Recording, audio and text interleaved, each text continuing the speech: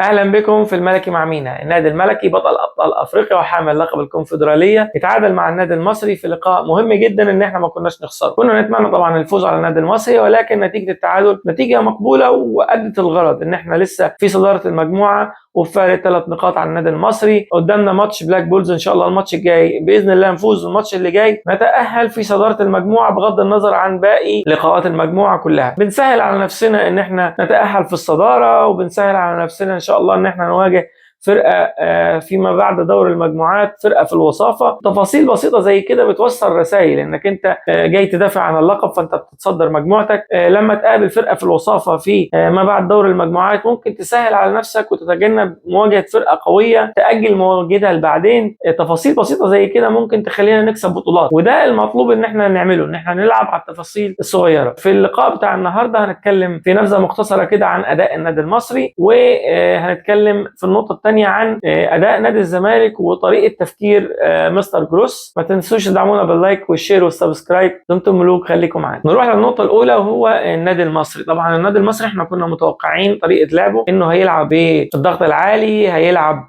بعدد مهاجمين كبير، يحاول يخلص اللقاء بالفوز علشان يقدر يعادل نادي الزمالك في عدد النقاط، وممكن يحاول يتصدر المجموعه بفرق الاهداف في المواجهات المباشره لو كان كسب الزمالك بفرق هدفين يعني. ولكن الحمد لله طبعا ده ما حصلش. مستر جروس كان محضر بشكل كويس جدا للقاء، ولكن النادي المصري فعلا اثبت انه فريق قوي وفريق كبير، قدر يامن دفاعاته بشكل كويس، قدر يهاجم نادي الزمالك بشكل مقبول. صحيح ما ملوش فرص خطيره على نادي الزمالك، ولكن كان العناصر الهجوميه في الخطه بتاعه كابتن علي ماهر كانوا كتير، يعني عشان يلعب مثلا بصلاح محسن وفخر الدين بن يوسف، ويلعب بالارموطي، ويلعب تحتهم بخالد الغندور.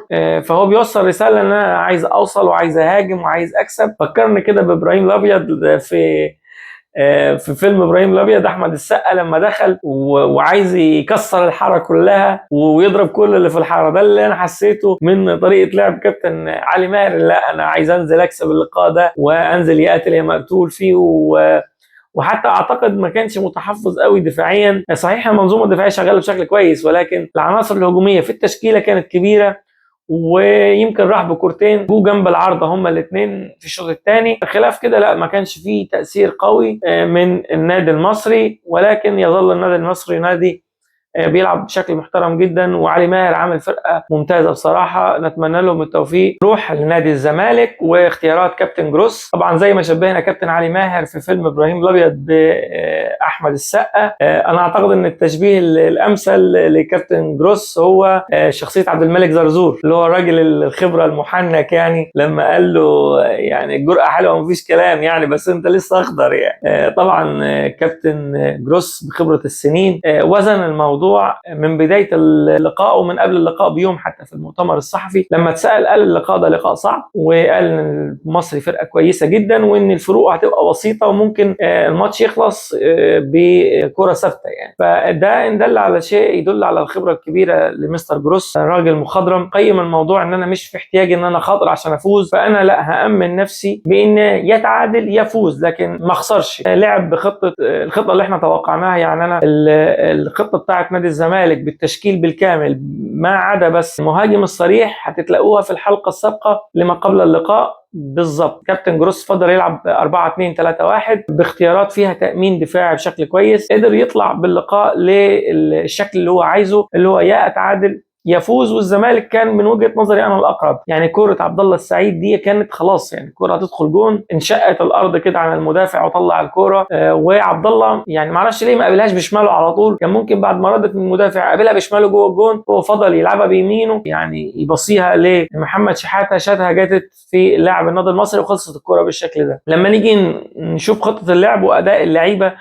جوه الماتش هنتلاقي ان الزمالك عمل في المجمل لقاء كويس، ولكن هنقيم اداء كل لعيب داخل اللقاء، بدايه من حراسه المرمى. عواد يعتبر ما جاتلوش اختبارات صعبه، كل الكور اللي جات له تسديدات من بره منطقه الجزاء قدر يتعامل معاها بشكل كويس. اعتقد عواد في الماتش ده ادى اداء مقبول. عندنا الونش وحسام عبد المجيد، الاثنين عملوا لقاء كويس. حسام عبد المجيد ساعات بيتسرق في كوره كده من واحد لواحد بتاعه فخر الدين بن يوسف، كان المفروض يتعامل معاها بشكل احسن من كده واضطر انه يشده وخد انذار فيها. بشوف ان الونش لا اقوى منه في النقطه دي، بيقدر يقيم الموقف بشكل احسن وبيقدر يستخلص الكوره بدون ما يعمل انذارات.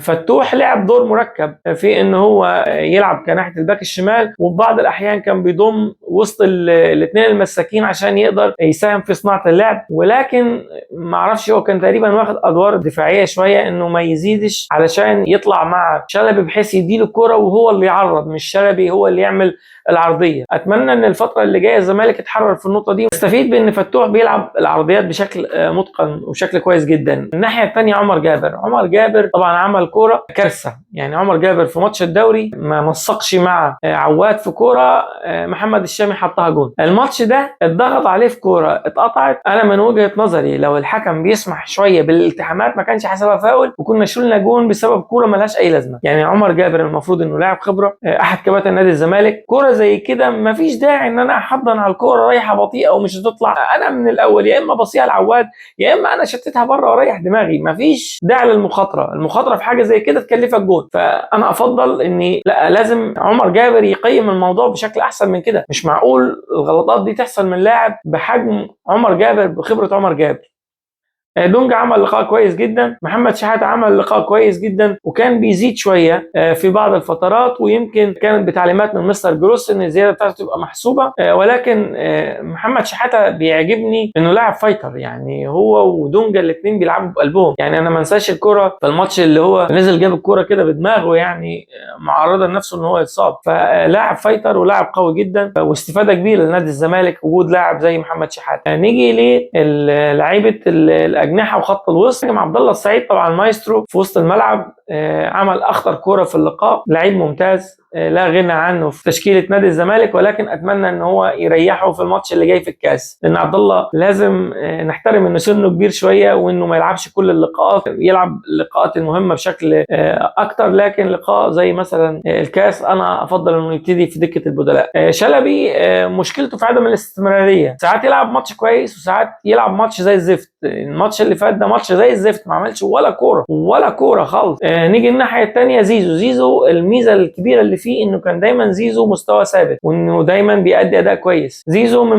من وقت الجايزه بتاعه احسن لاعب في افريقيا وهو اداؤه سيء جدا. ما اعرفش بقى نزله البرد هي اللي كانت مأثره عليه. انا اتمنى ان موضوع تجديده يخلص، يعني الزمالك يتوصل مع الاتفاق علشان تفكيره يبقى صافي، ما بقاش في جزء من تفكيره مشغول ان انا هجدد مش هجدد، طب انا هروح فين. اتمنى ان نادي الزمالك يحسم النقطه دي مع زيزو علشان يصفي فكره. حسام اشرف لاعب ممتاز ولاعب مجتهد، ولكن في الماتش بتاع المصري ما عملش اي كوره او اي مساهمه انا اقدر اقول ان هو عمل كوره مؤثره. المشكله مع حسام اشرف ان مستر جروس مش بيغير تفكيره بسهوله. انت لازم الفرصه اللي تجيلك تمسك فيها. يعني ناصر منسي في الفتره اللي نزلها عمل قلق، لكن حسام اشرف لا، ما حسيتش انه قوي على المرمى او بيقدر يحرك اللعب بشكل كويس، ما اداش بشكل كويس. اتمنى ان حسام اشرف يدرك ان مستر جروس خلاص مره وهيقيمك وهيثبت التقييم ده، فانت لازم لما تجيلك الفرصه تمسك فيها. نروح للنقطه الاخيره وهي نقطه التبديلات. مستر جروس في الفتره الاخيره بيبدل 4 تبديلات بس في اللقاء، ما بيعملش التبديل الخامس. اتفاجئت في اللقاء النادي المصري ان هو عمل تبديلين بس وما عملش ولا تبديل تاني. نقطه خطيره جدا، مؤشر خطير جدا ان المدرب شايف ان في فرق كبير جدا ما بين اللعيبه الاساسيه واللعيب الاحتياطي، لدرجه انه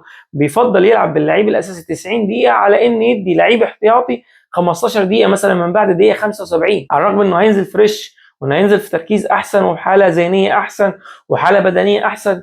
ولكن معنى كده ان هو لا، شايف ان اللعيب الاساسي ده حتى هو مرهق احسن من اللعيب البديل. اللهم الا في النقطه المضيئه اللي حصلت في التبديلات النهارده، بخلاف طبعا ان ناصر منسي دايما لما بينزل بيعمل قلق وبيعمل مناوشات كبيره، ان مشلك لما نزل ادى مردود كويس جدا ممكن يرجعوا فيه حسابات كابتن جروس. يمكن عمل 3 أو 4 كور كلهم كور خطيره. وانا من النوع اللي بيحب دايما يبقى فيه تنوع عنده في اللعيبه. يعني مثلا عندي زيزو لاعب كويس، مستواه ثابت، بيلعب كرات ثابته بشكل كويس، بيشوط بشكل كويس. مشلاك لاعب سريع، احنا ما عنديش لاعب بسرعه مشلاك في الاجنحه، فكون ان هو يبقى موجود كتنوع في كواليتي الجناح عندي، ان هو يبقى عندي لاعب سريع. ممكن لو بلعب قدام فرقه الباك بتاعها ضعيف او محتاج حد في التحولات يكون كويس، فمشلاك خيار كويس جدا. انا اتمنى ان هو يشتغل معاه على الفينشنج وانه يكمل فتره اعارته ويقيمه في نهايه الموسم. نفسي الزمالك يجيب لاعب مهاري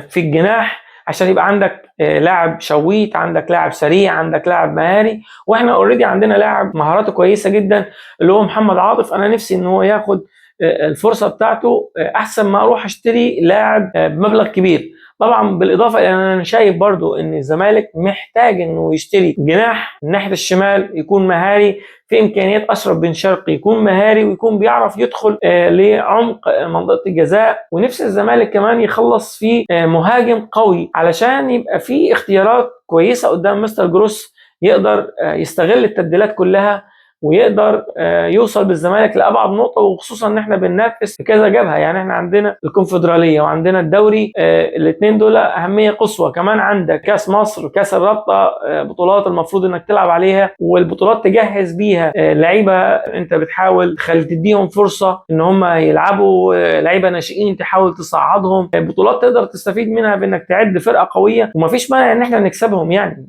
فقدامنا موسم طويل، موسم مزدحم. اتمنى ان كمان الاداره تدعم مستر جروس بمجموعه من اللعيبه من اختياره هو علشان نقدر نوصل لابعد نقطه في الكونفدراليه. ان شاء الله نكسب الكونفدراليه وبطوله الدوري الممتاز. اتمنى ان شاء الله التوفيق لنادي الزمالك في اللقاء الجاي في الكاس. دمتم ملوك. ما تنسوش تدعمونا باللايك والشير والسبسكرايب.